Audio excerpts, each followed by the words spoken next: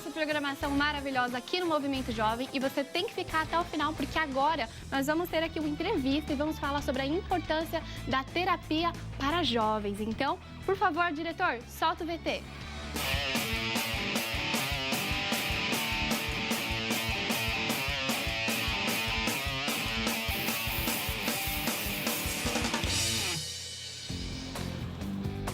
E para falar desse assunto, nós vamos receber aqui a doutora Triana Portal. Seja muito bem-vinda, doutora, ao Movimento Jovem, mais uma vez, né, que você já esteve aqui antes, então fique à vontade. Obrigada, é uma alegria estar aqui com vocês e para falar desse tema tão importante. Muito bom. Muito bom, seja bem-vinda. E a gente estava falando que ela já conhece, já é de casa aqui nos estúdios da HIT, né? E mais uma vez é um prazer receber você aqui. Nós vamos falar desse assunto que é muito importante. E fala um pouquinho, antes de começar já no assunto, apresenta um pouquinho da sua profissão. Você sempre soube que ia ser psicóloga, você atende hoje nas clínicas, né? Conta um pouquinho dessa parte da sua vida pra gente. Olha, que interessante você perguntar. Nem sempre as pessoas perguntam, mas eu assim, escolhi a psicologia quando eu estava mais ou menos na 8ª série, que se falava naquela época, e tinha uma amiga que fazia magistério, que era para ser professor. Esse curso eu não sei se ainda existe, né? Mas ela tinha um livro de psicologia, que era da escola. E eu peguei esse livro e eu comecei a ler, eu fiquei encantada. Eu falei, é isso que eu quero. E pus aquilo na cabeça.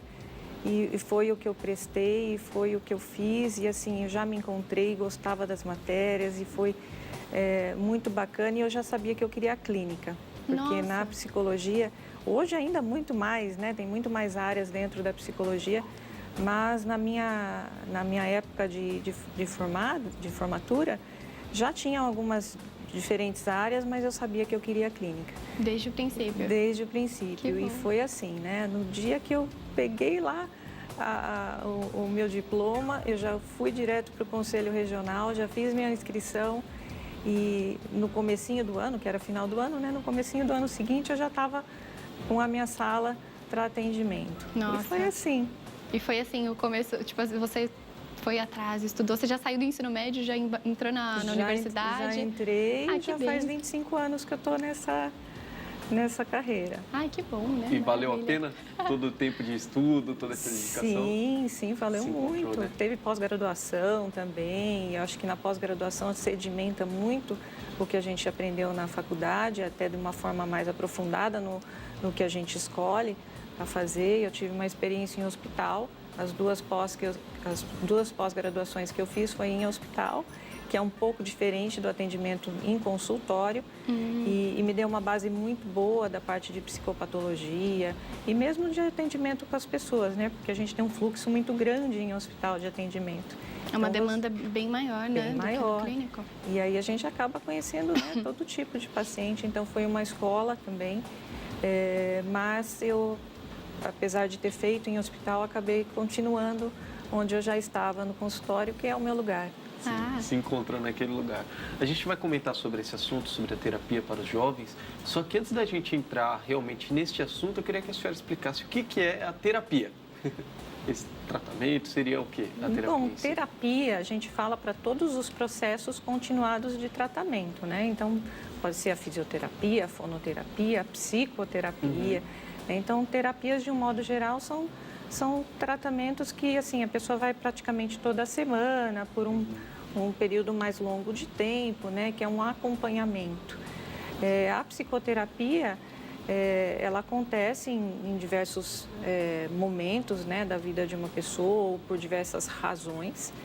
E normalmente, tá, também pode variar, mas normalmente é um atendimento semanal de 50 minutos, né, sempre num dia determinado já, e a pessoa vai lá fazer esse acompanhamento, esse suporte, esse aconselhamento, seja para que motivo ela procurou.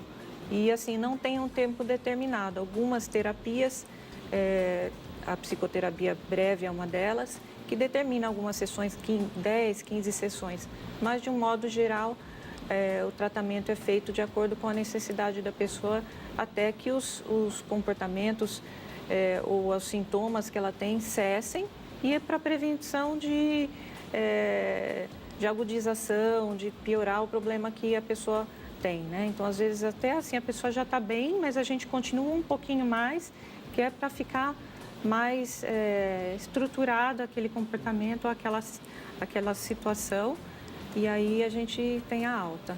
Aí, então tem que acompanhar, fazer tudinho, né? E uma pergunta, qual é o maior tema que chega vindo desse público, né? Do adolescente, do jovem? É um público que você costuma atender bastante nas sessões de psicoterapia? Sim, eu tenho um público adolescente que vamos dizer, bem forte, né? E assim, são demandas diversas.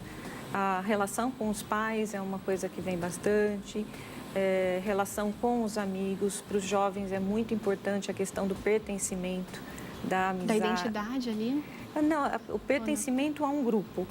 Então, assim, eles têm muito medo, às vezes, de não estar fazendo parte de um grupo ou de ser excluído de determinados meios. Então, o jovem, ele tem muita ansiedade, muito medo dessa questão das amizades, de perder as amizades. Outra questão é relacionamento, né? Então, namoro, término de namoro. Outras coisas que também acontecem bastante é a questão de como lidar com os desafios diários que a gente tem. Então, seja falar em público, aí eu digo, falar em público seria o quê? Apresentar um trabalho na escola, né? Se posicionar, dizer não. Não tem aquela pessoa que, né, de medo de não agradar, acaba sempre falando sim e ela, né, às vezes tem até a questão de pertencer ao lugar, né? Ela acha que se dizer não, exatamente, vai perder né? o lugar Então, ali.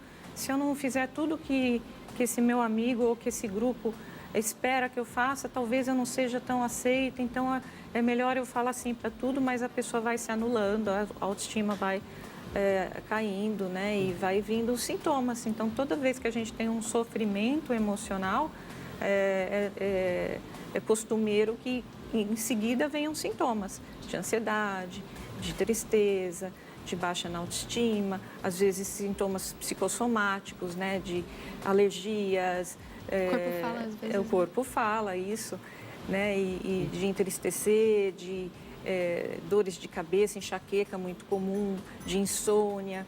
Então, assim, acaba, quando uma coisa não vai bem, né, aquilo acaba permeando toda a vida da pessoa e ela passa a ter um sofrimento que às vezes é bem palpável quando, né, aparece no corpo. E quando que a pessoa deveria, digamos assim, perceber que ela precisa de ajuda? Existe um momento específico, é assim que ela passa por um trauma? Assim que ela passa por um momento difícil, ela já deve procurar ajuda? Ou realmente vem os sintomas que aí você diria, melhor você procurar ajuda porque esses sintomas podem piorar?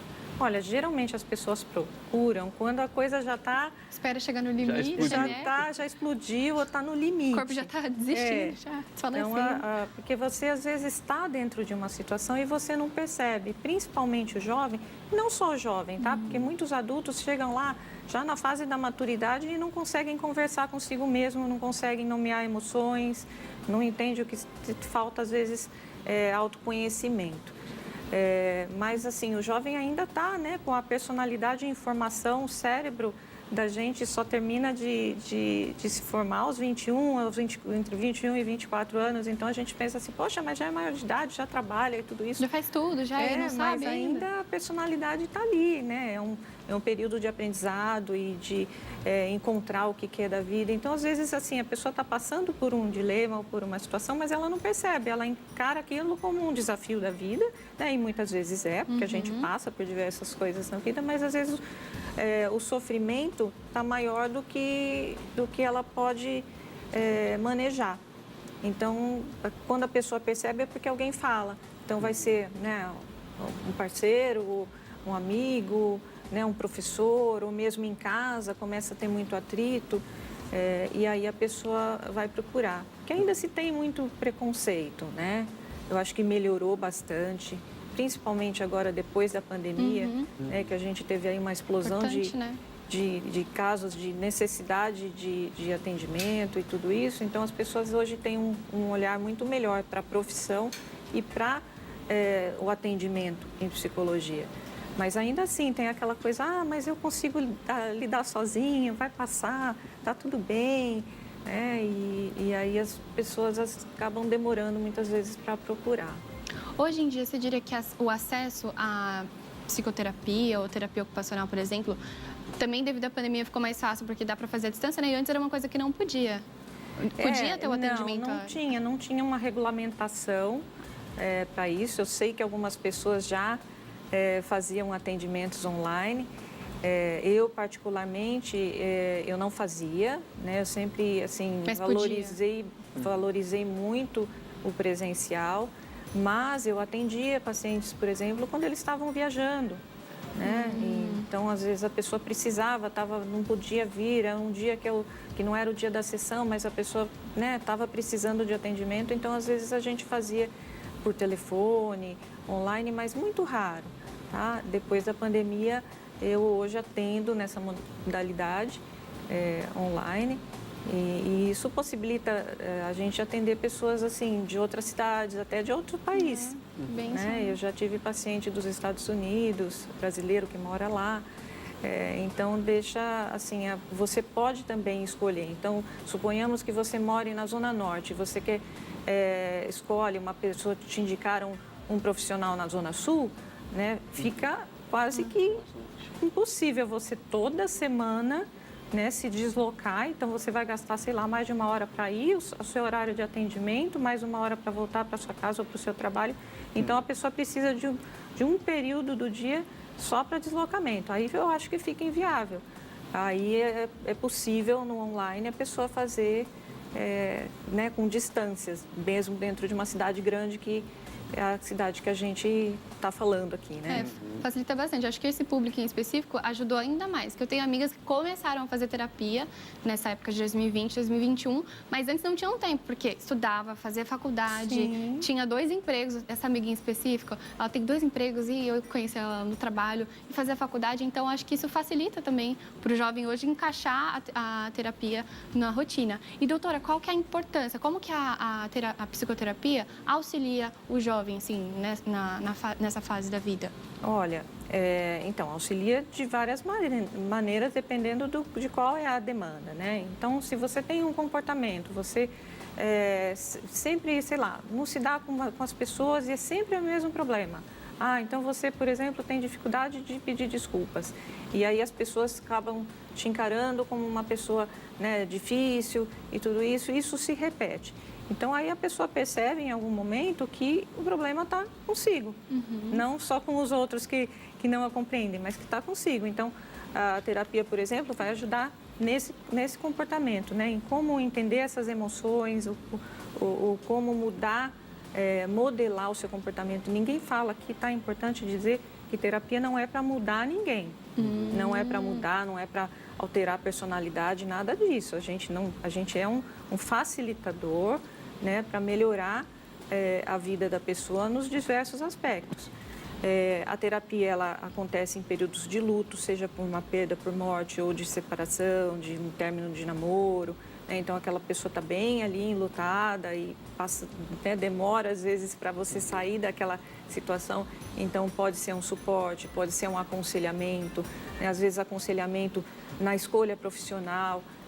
Os jovens eu atendo, como eu disse, jovens, então, que está ali prestando vestibular, então, assim, é um alto assim, peso que se tem, né? De vou passar, não vou passar, aquela cobrança, o cansaço de estudar bastante, às vezes está fazendo cursinho já, né? E vai aumentando aquele medo conforme vai chegando perto das provas, então, esse é um suporte que a gente dá também, né? E para autoconhecimento. Então, tem pessoas que não têm uma queixa. Olha, não, está tudo bem na minha vida, mas eu gostaria de me conhecer um pouco mais, eu gostaria de melhorar a minha autoestima, eu gostaria de entender por que eu sinto assim, por que eu encaro determinada coisa de outra forma. Então, autoconhecimento é um dos motivos, né? E eu acho muito importante quem valoriza, porque as pessoas às vezes valorizam o físico, né? E que é importante, porque o físico faz bem para o cérebro também e faz bem para as emoções, mas o inverso também. Então, quando você cuida, quando você tem um horário para si, aquela 1 horinha na semana em que você pode desabafar, que você pode ter um aconselhamento, que você pode falar sobre si mesmo, né, com uma pessoa neutra, uma pessoa treinada para ouvir, né, é completamente diferente, né? De Então, conversar com um amigo, por exemplo, exato, muda não tudo. exclui. Amigos são importantíssimos na nossa vida, mas é completamente diferente, né? De uma pessoa treinada para atender, para escutar e para direcionar. Então, assim, autoconhecimento é uma dos momentos em que se procura a psicoterapia. Outra é quando você está passando por algum problema e também quando se tem um diagnóstico. Quando você tem um diagnóstico, seja depressão, ansiedade, um transtorno de personalidade, quando a pessoa tem um diagnóstico, eu acho que não é opcional, é mandatório. Aí precisa realmente desse acompanhamento para não piorar, não agudizar o que ela já tem, né? E para que, assim, possa ir caminhando. Às vezes a pessoa já faz o uso de medicação e a medicação ela trata os sintomas. É importante em alguns casos, né? Não em todos, mas em muitos casos a medicação é importantíssima, mas ela trata os sintomas e a terapia vai tratar a raiz do problema, vai entender de onde vem aquilo e como a gente pode solucionar ou lidar com aquilo. O remédio não faz isso. Então, o tratamento conjunto é o melhor caminho para quem tem um diagnóstico. Doutora, na Bíblia fala sobre desequilíbrio emocional também em algumas partes. Por exemplo, a filha de Jairo, quando morreu, né? Jesus, ele estava indo a caminho da casa de Jairo já, chegaram no Jairo e falaram, não incomoda mais Jesus não, porque a sua filha já morreu. Chegando lá, Jesus vê todo mundo chorando, todo mundo triste e Jesus fala, olha, fique em paz porque ela não está morta, ela está dormindo. Ali, do nada, o pessoal começou a rir de Jesus. Era total um desequilíbrio emocional, era para ser um velório, entre aspas. Quando Jesus chegou, o pessoal começou a rir, rindo da palavra dele. Também teve o caso de Uzá, né? Quando ele tocou quando todo mundo estava levando a Arca da Aliança lá, todo mundo alegre na festa, tocando os instrumentos, só que quando Uzá tocou e foi consumado, todo mundo começou a chorar. Então, temos aí dois fatos, um momento de tristeza, o qual já foi comentado aqui no programa, mas também nos momentos de alegria, de festa da nossa vida, nós temos que ter também esse cuidado com o equilíbrio emocional, né, doutora? Sim, sem dúvida. O que você falou, você ter tocado nesse assunto da questão do equilíbrio emocional, que é uma coisa que a gente precisa também aprender. Aí você vai me dizer, mas olha, você está me dizendo que a gente não deve viver intensamente as emoções? Sim, a gente deve viver, mas sempre dentro do equilíbrio, porque senão a gente se perde, né? Como você falou, é lógico em determinadas situações em que a pessoa está com um estresse muito grande e muito emocionada, pode até ter um riso no lugar do choro, né? E assim, são coisas que a gente vê acontecer, mas no dia a dia a gente não pode se empolgar demais. Você fala em momentos de felicidade. Então, às vezes a gente se empolga demais, a gente acha que a vida está ganha ou que aquilo lá já vai ser daquele jeito para sempre, né? Então, às vezes a gente comemora demais antes de ver as coisas acontecerem, né? Porque cada dia é um dia e nem todos os dias devem ser uma festa, né? Então, nesse sentido, o jovem é muito intenso, né? E ele tem essa coisa da impulsividade. Então, a gente vê, às vezes, o jovem, né, celebra a coisa de uma forma e se joga também. Às vezes, assim, sabe, não, então já está tudo bem, eu vou fazer, eu vou curtir, né? E a gente, até para a gente ser feliz e para a gente curtir, para a gente aproveitar uma situação, a gente tem que ter equilíbrio, porque, né, tem a continuação das coisas, não é só mergulhar tão fundo, porque às vezes fica difícil de voltar para a superfície. Verdade. E seria indicado, no caso, uma consulta, pelo menos, para quando a gente consegue conquistar algo, vamos supor, conquistei um sonho muito grande, um objetivo muito grande, me formei, sei lá, algum projeto assim. É necessário também, na sua visão como psicóloga, marcar uma consulta só para você não perder as estribeiras ali no momento de alegria? Sim, é importante para o direcionamento, né? Às vezes o direcionamento de carreira ou mesmo da formação escolar e tudo isso. E também quando a pessoa tem uma conquista que vai mudar muito a vida dela. Então, quando envolve muito sucesso, muito dinheiro, quando a pessoa passa de um lugar para outro, ela pode se perder nessa coisa de que deixar de ser quem é, né, e passa a tratar as pessoas diferentes, acha que aquilo é uma coisa perene. Então, às vezes, para colocar a pessoa, pôr os pés no chão, é importante ter esse acompanhamento, mesmo quando é uma coisa muito boa, né? tem que ter o equilíbrio, né? Que Sim, também tem a ver com sim, equilíbrio. sim. E, doutora, no caso de algumas pessoas que não é possível, não, a pessoa por alguma razão não tem acesso à terapia em si, como você falou, tem casos que é obrigatório. Mas Sim. nesses casos, vamos falar superficialmente, que não é tão necessária a terapia, a que essa pessoa pode recorrer para melhorar? Ela sabe que tem alguma coisa que acontece recorrentemente, por exemplo. Quais são as ferramentas que a gente pode usar para melhorar isso? Olha, a pessoa pode buscar, assim, essa autoavaliação, esse reflexão. Então, a pessoa precisa, acho que, assim, 50% é a pessoa entender que tem alguma coisa que não vai bem, ou que ela precisa melhorar, ou que incomoda, ou que incomoda a si aos outros. Então, a pessoa precisa ter essa noção, né, e saber daquilo, e aí buscar ajuda. Né? A ajuda, ela pode vir, né, de um pastor, da igreja, de um familiar mais experiente, né? Um tio, um primo, alguém que já é mais experiente e que você tem boa relação, porque precisa afinidade para você falar dos sentimentos, para expor. Não adianta falar assim, vai falar com qualquer pessoa mais velha. Não, não é assim. Tem que ser uma pessoa com que você tem intimidade, afinidade. Essa pessoa vai poder te ajudar, não como um profissional, mas ajuda, né? Um professor, enfim, sempre alguma figura que goste de você e que você tenha boa afinidade. Os amigos são importantes para estar ali com você, mas geralmente uma pessoa da sua idade, ela está passando pelos mesmos dilemas, né? E às vezes um aconselhamento pode ser desastroso. Então, assim, os amigos, eles servem mais para estar ao lado, para ser um ombro amigo para chorar, um lugar para desabafar. Mas para direcionamento, eu acho que é importante que seja uma pessoa mais qualificada para poder opinar, para poder, né, direcionar. Sim, muito bom. É necessário ter essa rede de apoio, ter uma família junto com você, amigos junto com você, mas não dispensar o que também é necessário. E o apoio da família também, eu não falei, mas assim, né, os pais estão ali. É que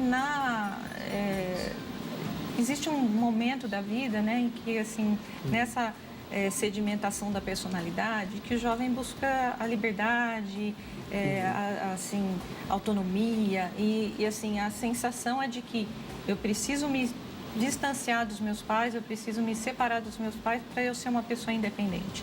E não é assim, né? Mas existe esse movimento, é natural das pessoas. Então, às vezes tem atrito, né, na vida familiar, na vida com os pais. A comunicação, ela fica mais escassa, mais breve, às vezes mais difícil, né? Porque os pais estão ali com uma figura, né, de cercear, de direcionar, às vezes de podar, de dizer que uma coisa não, né, que não está certo. Esse papel de colocar os pés no chão também os pais fazem muito. E às vezes, assim, poxa, o jovem fala, você não quer me ver feliz? Eu estou feliz. Nossa, é uma frase, nossa, já ouvi isso tantas vezes. Não, você não quer ver felicidade. Não quer ver feliz, você, né, eu estou feliz assim, né, isso que eu quero fazer. E às vezes o que a pessoa quer fazer não é o que deve fazer, e os pais estão ali na função deles. Se pais zelosos são pais que limitam, que falam, né? Mas é difícil para o jovem entender, eu sei disso, né? Mas os pais são as pessoas mais indicadas para o jovem procurar quando tem um problema, porque os pais, eles vão estar ali, mesmo que para dar uma bronca, mas vão te acolher, vão te segurar, vão te ajudar, né? Então, se tiver uma boa comunicação com os pais, né, é ótimo. Né? Quando não tem, ainda assim eu digo, né, busque os pais quando tiver algum problema, né? Principalmente se for coisa séria, né? Busque os pais. E se não, né, e se tiver um relacionamento bom, é sempre legal ter esse diálogo, essa comunicação. Isso ajuda muito, assim, eu acho que dá muita força para o jovem seguir. Doutora, e como a gente estava conversando agora sobre escolher se vai falar com o responsável, se fala com nossos pais, com os amigos, eu queria saber da importância de escolher o profissional que vai nos atender. Isso influencia no tratamento? Muito. A escolha do profissional é muito importante, né? Eu recebo muitas pessoas que falam assim, eu só estou aqui porque a escola indicou, porque me mandaram, porque eu já estive numa outra psicóloga, num outro psicólogo, e foi horrível, porque ele não falava nada, ou ele assim, ou ele assado. Então, as pessoas às vezes deixam o tratamento porque não se deu bem com o profissional, né, com o estilo, com a abordagem de trabalho do profissional. E não pode ser assim, gente. É a mesma coisa, se você vai num dentista, num médico, e você não vai com a cara dele, né, você não vai deixar de tratar o dente, você vai procurar outro, certo? Então, na psicologia pode mudar muito o jeito do atendimento. Então, existe a psicanálise, por exemplo, que tem o divã, que aparece muito nos cinemas, né, e fica lá aquele senhor já anotando e muito sério, e a pessoa só fala. Então, isso é uma abordagem que é muito válida, muito boa, mas para algumas pessoas pode ser bastante aflitivo. Né? Existem outras abordagens mais ativas, em que o profissional pergunta, o profissional faz intervenções, né? Existem abordagens em grupo, então você vai falar assim, mas eu jamais falaria sobre os meus problemas em grupo. Outra pessoa pode se beneficiar e gostar de uma abordagem em grupo. Né? Existe terapia familiar, existe terapia de casal, então muda muito se é um profissional mais jovem, se é um profissional mais experiente, se é um homem ou mulher, então às vezes um homem vai preferir, né, falar sobre as suas questões com um profissional homem, não com um profissional mulher. Então, assim, a pessoa precisa procurar o que é mais adequado para ela, né, em todos os sentidos. Eu vou lá no consultório, o consultório é muito escuro, fica longe da minha casa, o profissional não tem o horário bom para mim, eu tenho que correr para chegar lá e tal. Aí não vai dar certo, porque é semanal que a gente falou, né? Então, assim, é uma coisa continuada. Então, precisa, assim, todos os fatores contribuírem para um bom andamento do tratamento. E o profissional pode variar muito no seu estilo e na sua abordagem de tratamento. Nossa, muito importante, né? Senão a pessoa às vezes nem conclui o tratamento e o pior disso, né? A pessoa não querer procurar nenhum outro profissional. Sim, tipo, não gostei desse profissional, não procura outro. Sim, cria ali uma aversão, uma questão ali de achar que todos são iguais, e não é. Verdade. Mas a gente tem que estar com um profissional que flua bem, né? Que você tenha ali uma empatia e que tudo aconteça. Porque se trava o processo, não tem sentido, né? Sim, verdade. Doutora, nosso coração está muito grato por receber a senhora aqui hoje, por ter compartilhado um pouquinho sobre a sua profissão também e sobre essa importância, né, da pessoa que está passando por processos bons, procure ajuda, está passando por processos ruins, procure ajuda. Então, nosso coração está muito grato por receber a senhora aqui. Só que a gente não pode despedir da senhora sem antes pedir as redes sociais da senhora para a gente acompanhá-la tudo certinho, de pertinho. Sim, eu que agradeço, tá, o convite de estar aqui com vocês. O meu Instagram é @ClínicaPortalMorumbi e no YouTube, Triana Portal. Tem bastante vídeo lá sobre diversos assuntos. Se inscreva no canal, siga lá no Instagram, mais uma vez, @ClínicaPortalMorumbi. E por lá, pelo Instagram, dá para marcar também uma consulta, dá para conversar com a senhora? Sim. Sou eu que cuido da conta. E com certeza acompanhar o conteúdo no YouTube, né, gente? Eu amava ver vídeo no YouTube e agora eu tô voltando, assistindo entrevista, podcast, vários formatos diferentes e de conteúdos relacionados a tudo que eu gosto. Sim, a gente tem que aproveitar hoje em dia que a gente tem, né, bastante informação, muito boa informação, a gente tem que aproveitar mesmo. Obrigada. Fica o meu agradecimento também pela sua presença aqui, por compartilhar da sua profissão e desse assunto maravilhoso. E fica o meu agradecimento também para você de casa e a gente vai para o intervalo. Intervalo e já volta. Rapidinho a gente vai no intervalo. A gente volta, no máximo 3 minutos. No máximo 3 minutos. Pode contar aí, aproveita, vai tomar uma água lá, respira um pouquinho, mas depois volta porque vai ter musical aqui no Movimento Jovem. Vamos lá! Foi.